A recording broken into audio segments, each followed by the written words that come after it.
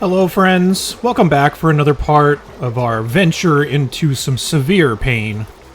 That is what we are doing in this colony. But to be more specific, what we're doing in this colony is this. We are playing on the hardest difficulty, on the hardest asteroid that we could find, on the hardest seed. Maybe not necessarily the exact hardest seed, but we did a long search to find some hard ones. Yeah. Getting all the achievements, got a bunch of other restrictions here.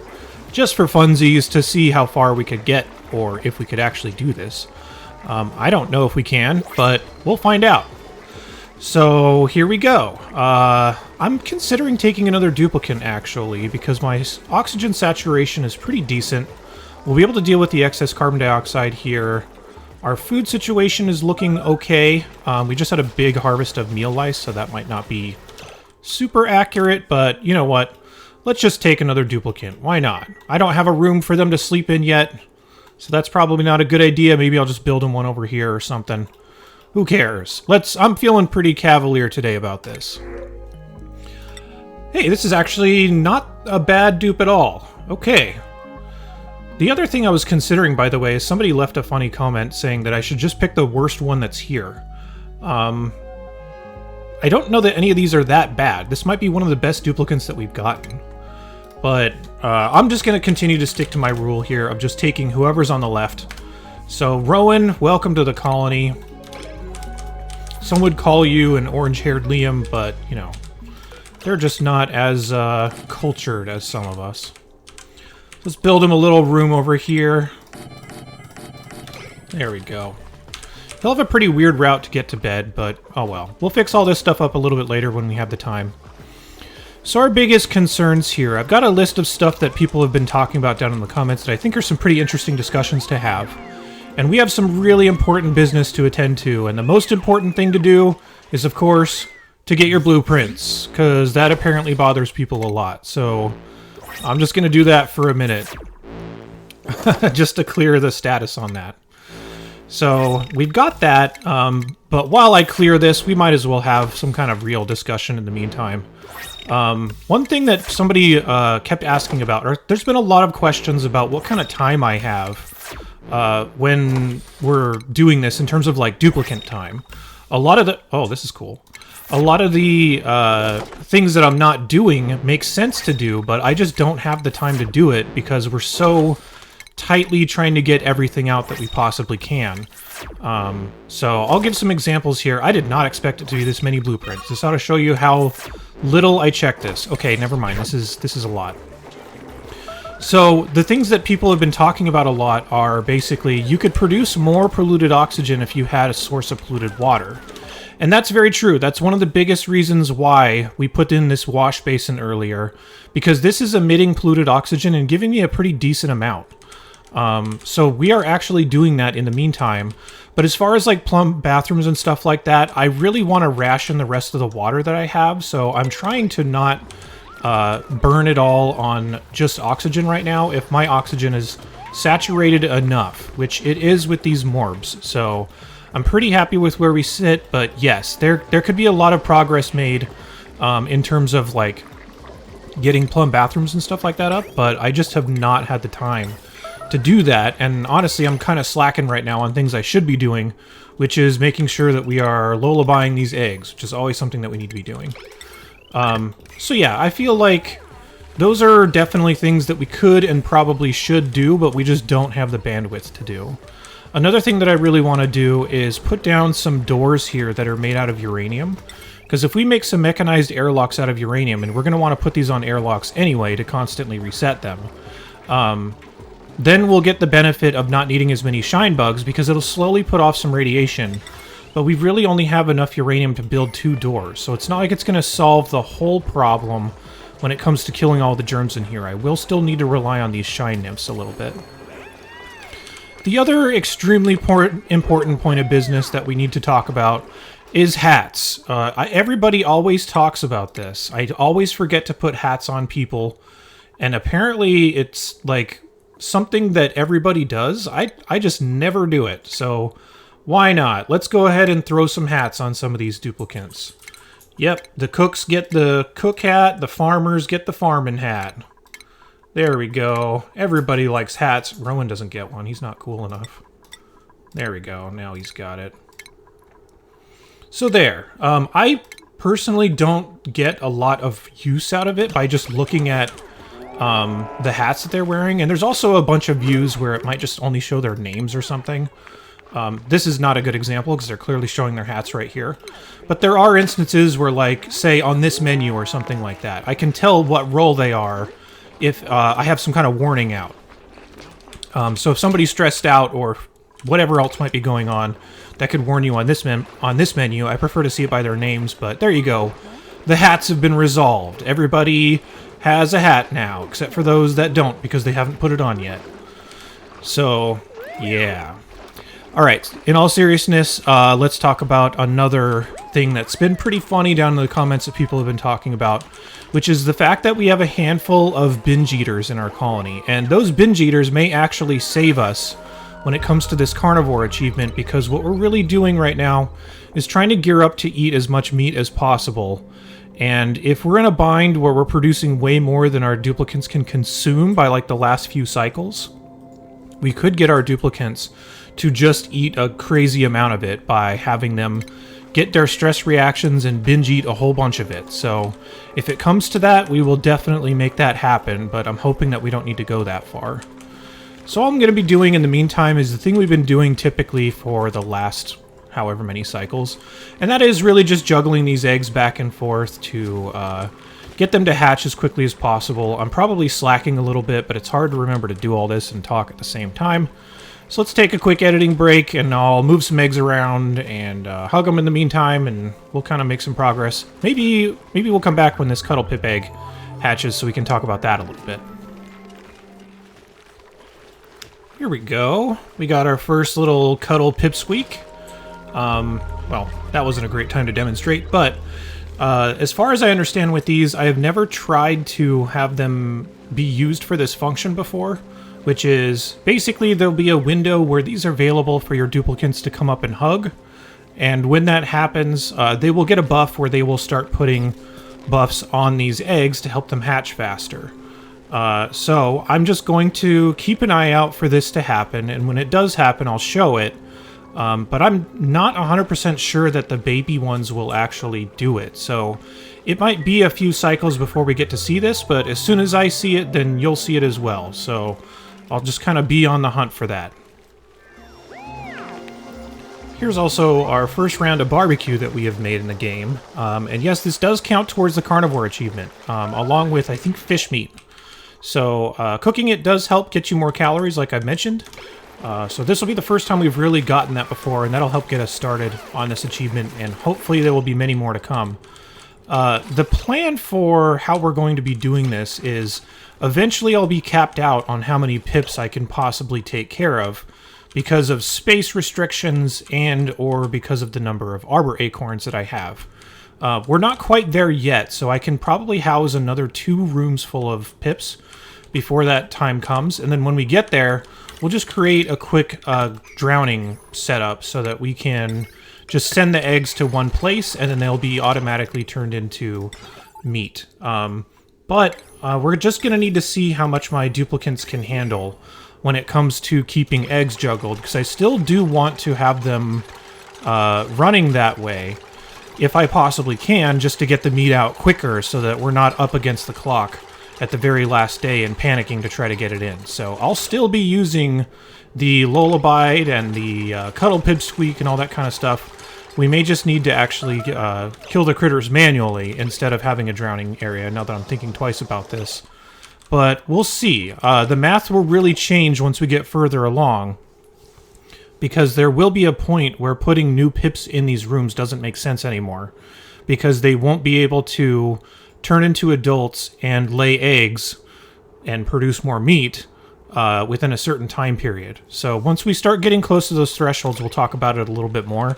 But for right now, we're just going to continue to expand out like we've been doing so far and just kind of make our bandwidth of egg production and therefore meat production as wide as possible.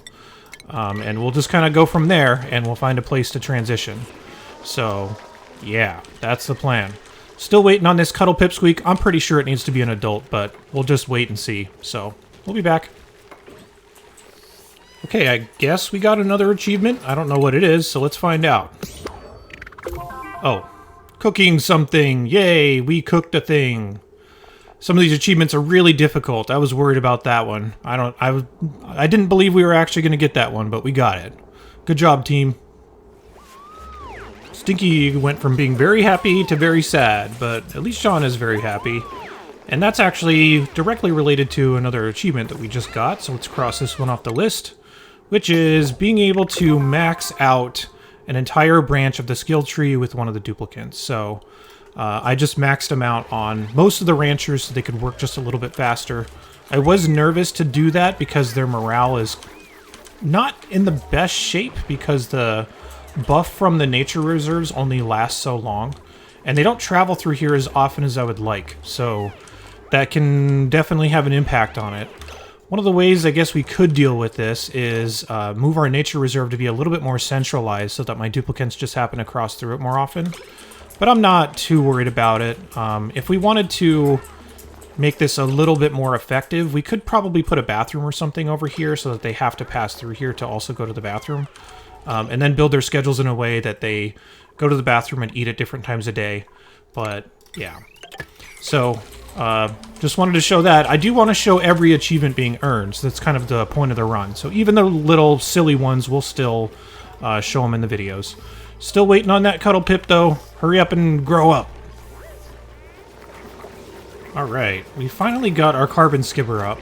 And like I mentioned, I'm just going to be putting all the excess water into a liquid reservoir, but we also need to take another one because we're going to start running out of water here in just a minute.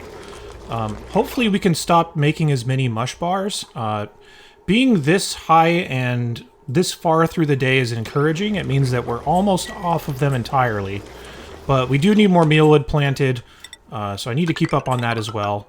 But at least with the Carbon Skimmer going, we can start to have this carbon dioxide level recede as it's getting very high. So that should hopefully take care of that and buy us a little bit more time when it comes to our base's breathability. So, yeah. Got that up, and we'll keep plugging on. Okay. Printing pod is beckoning us to take another duplicant. And because I don't know better, let's take another one. Alright, looks like it's this one. Again, a pretty good duplicant, actually. This is a really good one. Okay, well, I'll take it. Probably need another builder. We need to start getting our insulated tiles up around our base. So, Hassan, welcome to the mess. Welcome to the pain. Him flopping down on his face right there is very representative of his experience that he's about to have. So, let's mark him as a builder. We give him the skill, give him the hat, because that's the most important part of the game. Alright, there we go. So, yeah, now we've got more duplicants here to help out, more mouths to feed, but we have plenty of oxygen for them. We have plenty of food right now, so I think we should be good. Speaking of which, I need to reset to get another morb spawn, so I'll do that off camera. Okay, our Cuddle Pip is hoping for hugs, which is a status effect that it gets every once in a while. As far as I understand, I need to have a duplicant kind of pass by to hug them, so I'm just going to disrupt whoever's nearby and have them just kind of pass by and... Yep, okay, there we go, yay! So now that the Cuddle Pip has gotten hugged, it should go around and start hugging eggs, which will give them a bonus. And since we have a ton of eggs sitting on the ground here, let's kind of see what this does. And this Cuddle Pip should be busy at this for a little while, so this will help rush out the eggs that we need. But I have actually never seen this interaction happen before, so there we go. Cuddle Pip is doing what the wiki said it was going to do. Apparently going to be sitting here for a while. Let's see what the bonus is for this. So this particular Pip egg is getting an extra 100% incubation rate. It's just an extra 5% on top of whatever it is, but I actually wonder... Let me try to micro this. Well, let's see if it hugs another egg. Oh wait, it's hugging the one in there, I think. Yeah, let's see if it modifies the original one or if it's always just the 5%. Either way, it'll help. Yeah, looks like it is just the extra 5%. So, in total, we're getting, you know, another day saved on the normal incubation rate if this is cuddled. So yeah, there you go. Cool. All right, so we have that running. I'm also going to be setting up a grooming station for this, and I did drop a couple of arbor acorns in this area so it could go plant its own food. I'm not exactly sure how this is all going to work out. I'm also not sure if this is going to be upset because it's this Cuddle Pip is going to be like I don't know. I wonder if this is going to be annoyed that there's so many other eggs around, because a lot of the time critters will be bothered by a bunch of eggs sitting in the room, but I guess since this one has a special interaction, maybe it's not. I don't know. I'll keep up on it, but there you go. Hopefully this is someone's favorite critter in the game, because this is what you're getting. Yeah, just here to help us get this carnivore achievement and spread hugs. Okay. I know I did talk about this in the last video, but I'm not going to do many prolonged sessions where we're just sitting here pushing buttons. But I did want to demonstrate kind of like the madness that happens at this point when you have to manage this many things at once.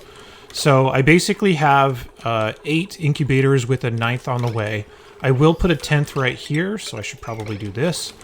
But this section of the game is literally just like micromanaging every little thing that we're going to need to get done to keep all of these eggs spinning as frequently as possible. So all of them are lullabied right now, except for this one. I could go ahead and throw a pip egg in here. But there is so much to manage at this point in the game. So just keeping up on it, I definitely wanted to show what the experience was like here. Otherwise, this section's going to look kind of empty compared to what it actually is. If you were to watch the whole thing. So, yeah, that's definitely a big deal at this part of the run. And then also scanning the other rooms to make sure to grab any pip eggs that have spawned. So we kind of move them over into the room that they need to be in. And I've probably done this about 10 million times, so this is all kind of second nature at this point. Which is the only way I'm able to actually play and talk about this at the same time somewhat coherently. But yeah, there's a lot of stuff to do here. The numbers for when we're going to need to stop putting creatures in rooms because they won't help us is, I believe, about cycle 90. By that point, there is no way that they will be able to produce an egg if they are hatched from that point. So if we get to cycle 90, any eggs after that, no matter what they are, we will be killing and eating them. The actual space usage for my hatches and stuff right now, getting another terrarium up to get them loaded into because this one's about to fill up. So I'm going to have a third area that's going to be filled, and it looks like I built this just a little bit too big. I need to close off a couple tiles here. So, let's do this. That'll save us 2. And then one more, I guess right here. There. Okay, so yeah, just need to create a bunch more areas. I'm going to create another area for ranching pips right here as soon as this one fills up, which we're getting pretty close. And if I need to redistribute some of the arbor acorns into some of these other rooms to get them balanced out better, I will. But yeah, this section of the run is literally as much micromanagement as you can get, just to make sure that your duplicants are staying on these tasks as efficiently as possible. I could also, like, it would require a lot of extra effort that I'm not sure that I'm willing to go through, but I could kind of quarantine a duplicant somewhere in this area and move their bed here and move their place that they eat here as well. Just so they do nothing but stay in this area and they're available to do egg hugging and all that stuff too. I'm just not 100% convinced that that's the most effective use of their time right now. So I'm not going to do that. I'm just going to do a lot of heavy micromanaging of this area to keep us... Oh, here we go. Nice. Right on time. Thanks, Ren. To keep this area spinning. This egg's getting double hugged. It's getting so much attention here. So that's good. So yeah, I just wanted to demonstrate that part of the run here because there is a lot of button clicking. And this is the part that I think is not as clear about how much effort needs to be put in to keep all these plates spinning. So yeah, that's basically what I've been doing non-stop throughout this run. So we are hugging eggs and we are getting busy with them, so Yeah, anyway, just wanted to talk about that. Alright, one thing I'm going to really need to make sure to do is continue to provide dirt to these hatches, because I've just been relying on them eating the stuff that's on the ground, which has been helpful, but with these awkwardly shaped rooms, sometimes they don't actually have access to everything that they're going to need in order to continue to be fed. So one of the sneaky ways that you could lose this... Oh, cramped. Is there an egg in here? Where is it? Anyway, here it is. So the thing that I really need to keep up with is making sure that all of these hatches and pips can lay as many eggs as possible, and it could sneakily be something that's stopping it. So right now there's an egg in this room, which makes the rest of them not want to lay eggs anymore. And missing something like that for a couple cycles could definitely be a big deal and slow us down enough to the point that we might not actually get this. So between that and making sure that they're fed and making sure that I have enough bandwidth in terms of all of my duplicants to keep them happy, this is yet another layer on top of this achievement, especially since we got off to such a rough start, that will put this at risk if I'm not careful. So yeah, gotta find ways to sneak stuff like this in so that we can keep these things fed and keep everything rolling along. Okay, another risk that we are running into is the fact that these morbs will only put out more polluted oxygen if the density of air that is around them is less than 1,000 grams. That seems fine, but the problem is that once you get things that are further away from where they are creating the oxygen, the less of a chance that enough pressure is going to get over here to keep all these plants growing. So we are having a lot of problems keeping our plants growing in here, which is going to start to pose an issue when our pips get hungry and won't produce any more eggs. So another little problem that we got to solve. Hooray! What I'm going to do for this for the first little bit is I'm just going to put a sublimation station down, and that is going to take all the polluted dirt that we've accumulated from cleaning our outhouses and turn it into oxygen for us. So let's see how much we actually have. Polluted dirt. 8.5 tons. This ought to last us for quite a while. Eventually, I will make it so that the air pressure inside this little area, like this reactor or whatever, is lower than what will be the limit here, so that the morbs can spawn a lot more. But that's going to take me a little while. I don't even have the research for ventilation right now. So it's not exactly something that I can rely on. Oh, no, wait, I actually do. Never mind. But even still, that's a lot of construction, whereas this is just a few things of construction, and it'll only take my duplicants a second. Plus, this will overall take less power for the kind of like push that I'm going to get from it. So I'm also trying to help by putting airflow tiles all over the place to hopefully help share the air out of here. But remember, one of our map traits is metal poor. So we will eventually run out of metal if we are spending like this, so we can't just make the whole base airflow tiles or something like that. Otherwise, we're going to run into some other problems. But yeah, lots of pressure issues right now. And this sublimation station, once I get it up, this will definitely help quite a bit. So that's a concern that I have right now. And we are also trying to get another little terrarium for our pips set up here, because they're starting to build up a lot in this room. If they start getting to be too much, to the point that I can't like support them with any more arbor acorns or anything like that, then I will just start killing them and eating them, which is going to be the ultimate like use for them anyway. So yeah. Anyway, just wanted to mention that a bit because we are having a little bit of pressure problems. But once this gets all connected up, this should fill out nicely and we should kind of be back on track. Okay, our sublimation station is doing some serious work. Our density of oxygen has really increased in the last little bit. The only place that it's still a problem is around my mealwood, but that's going to be less and less of a concern because we are going to need to heavily shift into barbecue pretty soon here. So the state that we're in right now is there's effectively some math that we are beholden to that we need to figure out where we're going to land. So if we look at the carnivore achievement, I'm like so used to just doing this, I'm like doing it while barely paying attention.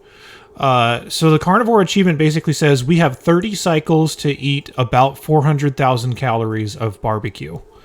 My duplicants, because I have 10 of them, that means I can eat about 20,000 calories a day on a normal day. So that means there will be a cutoff point when I absolutely have to do nothing but barbecue from there if I'm going to make the achievement. My plan here is to keep as many eggs flowing as possible and keep as many pips out as possible.